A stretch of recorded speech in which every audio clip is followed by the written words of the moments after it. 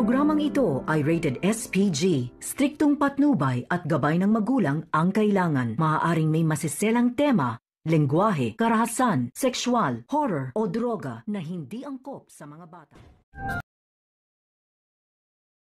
Annalyn? Zoe? Dahil nga sa takot na baka kung anong gawin nitong Moira at ni Zoe kay Dr. RJ Tanyag, ay pumunta nga o nagbiyahe agad-agad itong si Giselle papuntang Amerika para balaan at bantayan itong kanyang kapatid na si RJ, lalong-lalo na itong si Don Pepe.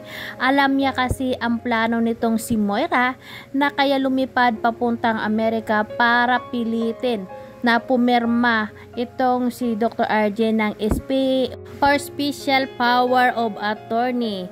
Nang sa ganon ay pwede niyang gamitin ang shares nitong si RJ at ang kanyang ari-arian, lalong-lalo na ang kanyang kayamanan habang si RJ ay nagpapagaling. Once na pumirma nga itong si Dr. RJ sa SPA na dala nitong si Moira, ay sigurado na kakamkamin niya lahat ang kayamanang meron itong si Dr. RJ at ito yung gagamitin ni Moira para patalsikin nga itong si Giselle.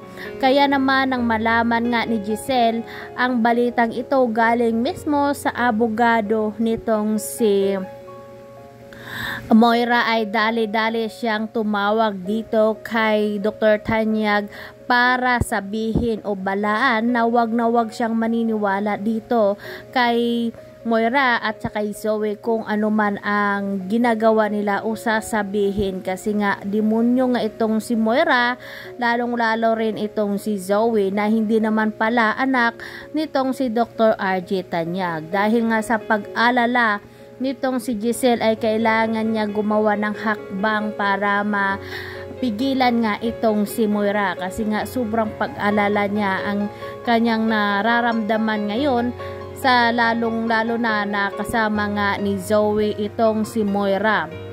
Alam naman nating lahat na gagawin lahat ni Moira para mapasakamay niya ang Apex Medical Hospital. Buti na lang at sinabihan nga itong si Giselle ng abogado ni Moira, kasi nga kaibigan niya pala yung abogado na to at walang kaalam-alam na itong si Dr. RJ Tanyag ay hindi pala maganda yung relasyon nila nitong si Moira. Kaya naman nagsisiri yung abogado na to kung bakit nagsuggest pa siya na ganon ang gagawin ni Moira, na maikakapahamak din lang naman pala nitong si RJ. Hindi kasi alam ng abogado na to kung anong ugaling meron itong si Moira.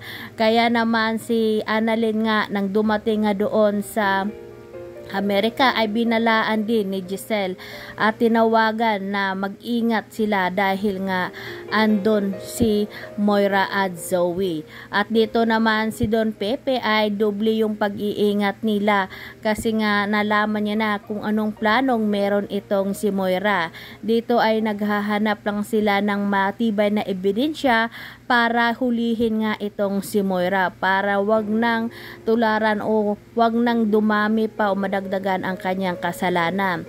Dito ay sinabi din ni Annalyn kay Dr. RJ Tanyag na itong si Moira ang may pakana ng lahat na nangyari sa kanyang pamilya.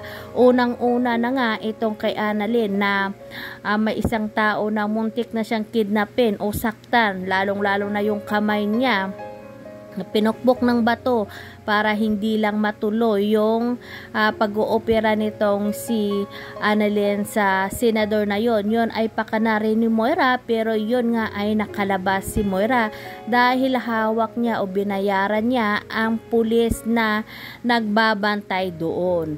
At dito rin yung pangalawang pagkakataon itong si Lynette na muntikan niya ng masaksak. Pero yun nga ay nang dahil din sa mga koneksyon ni Moira ay napawalang bisa na rin ito ang kaso nitong si Moira. At ito pa yung pangatlo ay yung sinagasaan nga ni Moira si Lynette.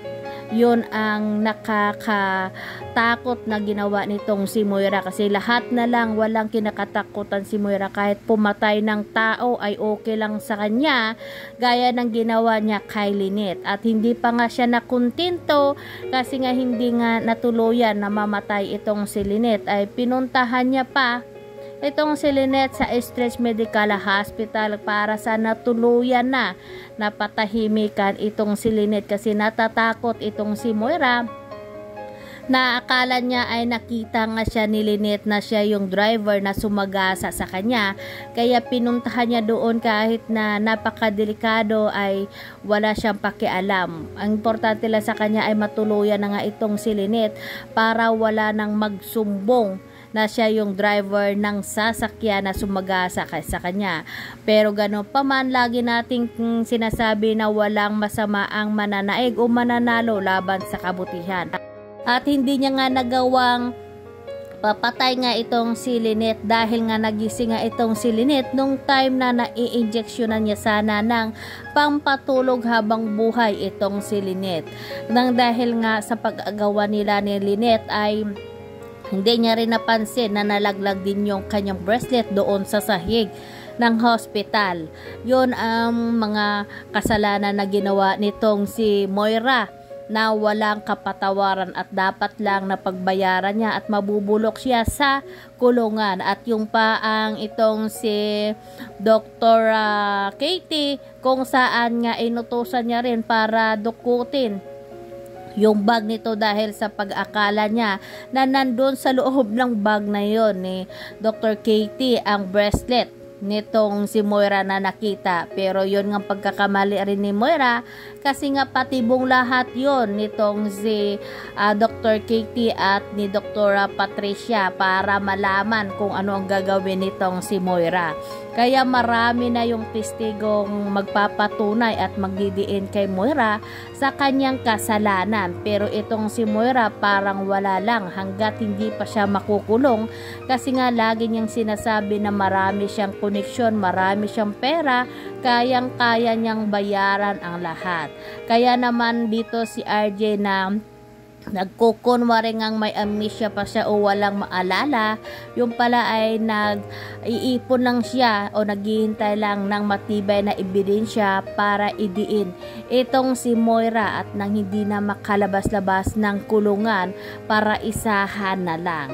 Dito ay malalaman natin kung hanggang kailan yung pagpapanggap ni Dr. RJ sa kanyang pamilya na wala siya alam. At dito malalaman din natin o titingnan natin kung magtatagumpay gaya itong si Moira sa kanyang plano na pagpapermahin ng SPA itong si Dr. RJ Tanyag para maibigay sa kanya ang ari-arian nito at ang shares sa kumpanya.